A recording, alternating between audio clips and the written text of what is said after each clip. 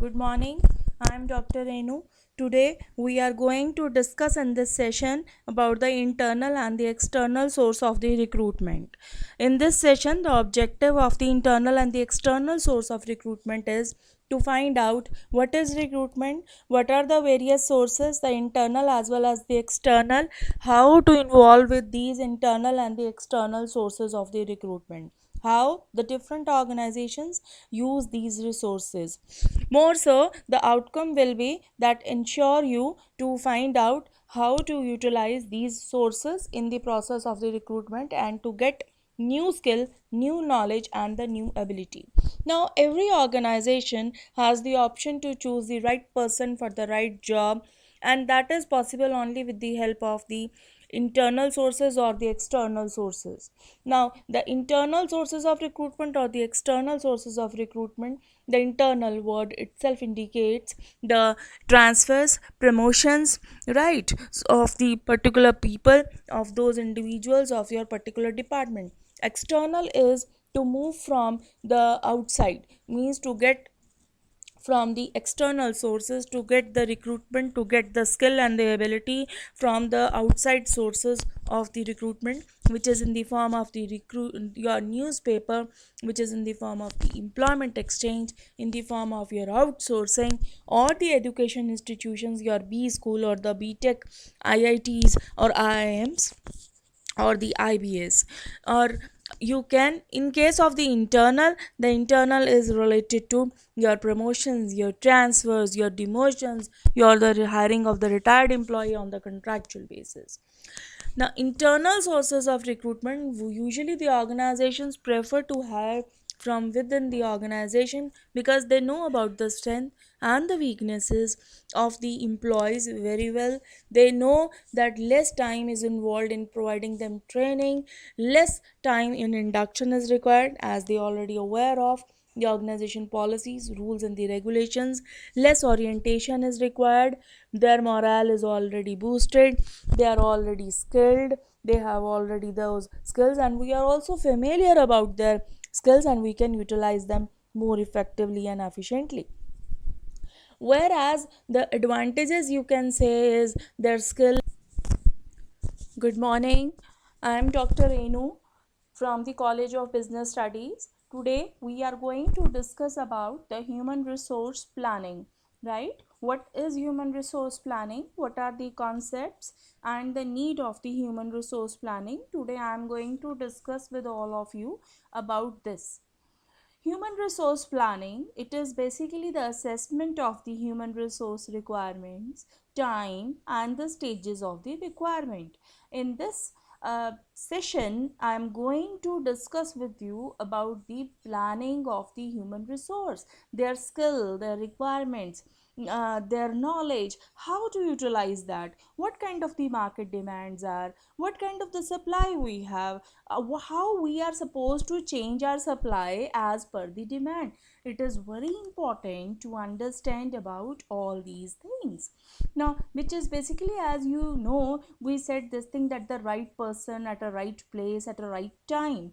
True, it is. But on the another side, it is the human resource planning is basically defined as the process by which the management actually determines that how it should move from your current entrepreneur to the enterprises, or from your current enterprises position to the desired position, or basically on the basis of the human resource power, on the basis of the manpower skill, on the basis of the manpower knowledge, ability, or the requirements. So that's why it is also said as manpower planning. Basically, it is also said as an employment planning.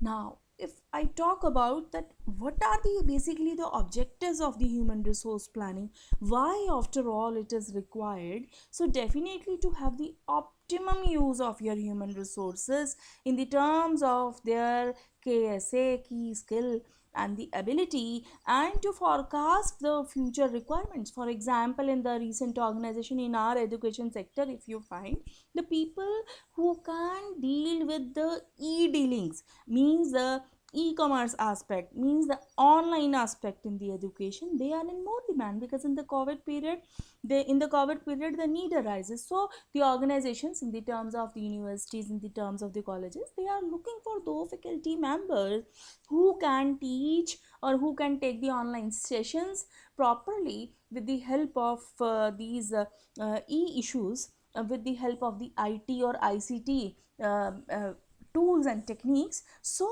that the requirement or the present need of the students as well as of the faculty, that can be satisfied. Because everything need to be continue, everything need to be run. It is not that we are going to stop a particular session. We are in the process of continuous process, right? So this is the way. Or you can take the example of your organizations, your MNCs, where the new software requirements are there, where the new tools and techniques, the knowledge is there, so they keep on changing that requirements, right? Like banking sector, the robotic is there, right? So to provide the control measures, it is essential that HR is should be available and whenever it is required. So more so to assess whether the manpower is in excess or in the shortage, because if it is in excess, that means the wastage of money is there. If it is in the shortage, then definitely it is going to affect your organization status. So that is said as a downsizing is required, because excess means the load on the organization fate, excess means the load on the organization cost. So improve the quality, improve the effectiveness, it is important. Now is the to anticipate, to foresee the impact of the technology impact, the continuous assessment of the HR, skill, knowledge, ability of the human beings are required, the employees are required, and to find out whether they are well equipped with the skills, whether they are well equipped with the technologies. If not, the need is to impart them. More so, to determine the level of their recruitment, the level of the training, along with the cost of the HR that is required just to meet your expansion and the diversification plans, right? To so that on the basis of that you are going to expand your organization, and on the basis of that you can diversify in different fields. Like Godrej, they are in the diversification, right? Like your this you can say Kotak Mahindra, Kotak, right? Mahindra and Mahindra. So these are the examples. Now what is the importance of the human resource planning? See, same, the human resource planning, basically it is very important and very advantageous to understand that how many are we how much of the excess staff we have, how much of the understaff we have. If we have excess staff, then the need is to make them in a balance. Why so? Because that is an extraordinary burden on the organization, right? So we can offer them VRS, we can offer them self moving, or we are supposed to go for the retrenchment, but we used to avoid. Then what is basically what is the basic fundamental of your recruitment, selection and the promotions? How the promotion or the increments are given to the people, how the foreign assignments can be increased or can be taken place, that is in the terms of diversification or in the terms of your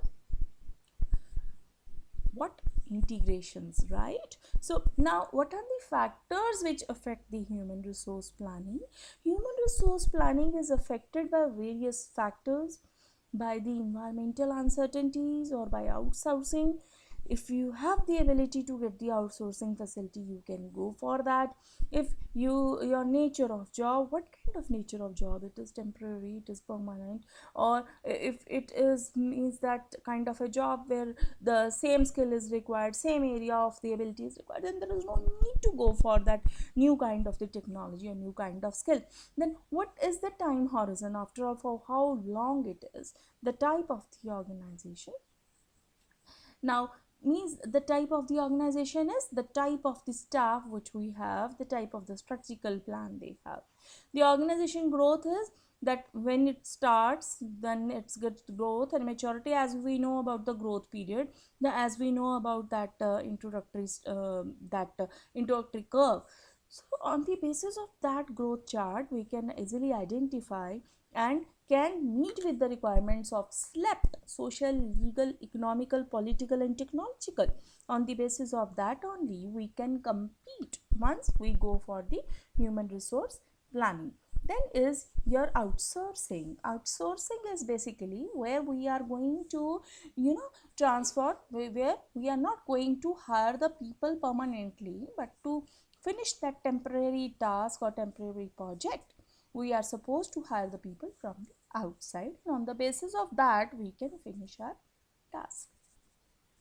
On the basis of nature of job, definitely your promotions, your expansion strategies, the type of quality, the budget you have, long term plan, short term plan, definitely all these things are considered. So thank you for the today's session. I hope you enjoyed this session, and in case of any sort of a query,